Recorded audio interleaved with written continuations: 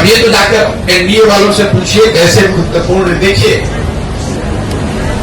जिस भाजपा को आप लोग इतना ताकतवर समझते हैं, ये देश मान रहा है अमित शाह, मोदी वगैरह, अगर आप इनको गहराई से, करीब से अगर देखना, जानना, समझना चाहेंगे तो आपको पता चलेगा कि जहां पर इनके खिलाफ लोग या राजनीतिक दल खड़े होकर मजबूती से चुनाव लड़े और इनको हरा दिया, वहां पर कभी इनकी हिम्मत नहीं हुई फिर से खड़ा होकर चुनाव लड़ने की।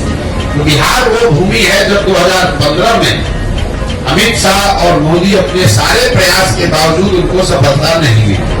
और वो जो डर है, वो इतना बड़ा डर है हारने का। जब आपको ज्यादातर जगह पर आसान जीत मिलती है, तो कहीं पर जब आप हार जाते हैं तो आप उससे डरते बहुत ज्यादा है। तो कहीं न कहीं भाजपा को ये डर है, भाजपा की लीडरशिप को, कि बिहार की जो राजनीतिक मैं कहूँगा पृष्ठभूमि है, यहाँ का जो सोशल फैब्रिक है, जो यहाँ समाजवाद की जड़ें हैं, वो इतनी मजबूत हैं या इतनी गहरी हैं कि भाजपा के लिए इतना आसान नहीं है कि पूरे बिहार को अपने एक मोदी के स्लोगन पर जीत लिया जाए। ऐसा उनको लगता है। सच्चाई क्या है ये तो भगवान जाने, लेकिन ऐसा उनको लगता है। इसीलिए वो इस तरह के गठबंधन, जैसे नीतीश कुमार के लिए अभी कुछ महीना पहले आकर यही अमित शाह ने मंच से खड़े होकर कहा कि बिहार की जनता, एक एक आदमी सुन लीजिए, चुनाव से पहले या बाद किसी भी हालत में नीतीश कुमार को वापस नहीं दिया जाएगा।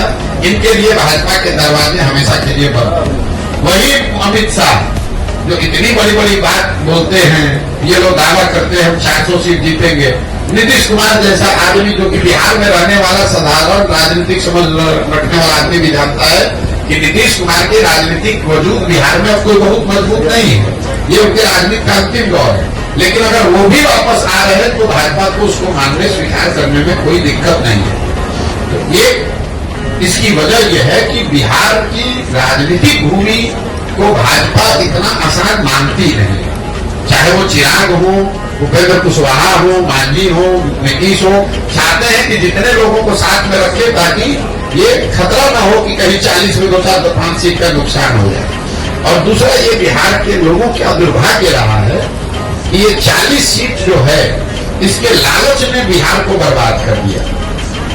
विश्व के स्तर पर अफ्रीका के बारे में बात कही जाती है कि अफ्रीका के जिन देशों में बहुत ज्यादा खनिज है, वहां पर सबसे ज्यादा गरीबी है। उसको मिनरल कर्स कहा जाता है, क्योंकि वहां इतना खनिज है कि उसी को लूटने के लिए, उससे कमाने के लिए दुनिया भर के लोग जाकर वहां लूटपाट मचाते हैं। उसी तरह बिहार की हालत है। बिहार से 40 सांसद जीत कर जाता रहे, उसके लिए राष्ट्रीय दल, पहले कांग्रेस और अब भाजपा, ये कुछ भी करने को तैयार है।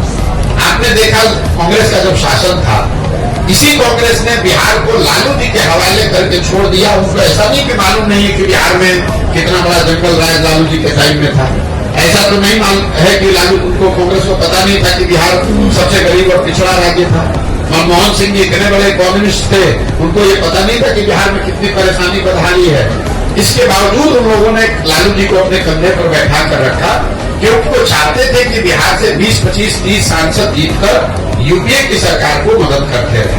तो जो काम कांग्रेस ने लालू जी के साथ किया, वही काम आज भाजपा नीतीश के साथ कर रही है कि नीतीश को साथ में रखो, चिराग को साथ में रखो, इन लोगों की मदद से 30-35 सांसद हम लोग का जीत कर जाता रहे।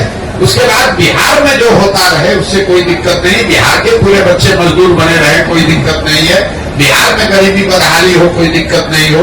बिहार के बच्चे जब गुजरात जाए तो उसको बिहारी कहकर उसका मजाक उड़ाए, गाली दे, लेकिन बिहार से 35-40 सांसद हम लोग का जीत कर जाता रहे। ये जो सोच है, ये जो लालच है, यही इन चीजों को कराता है।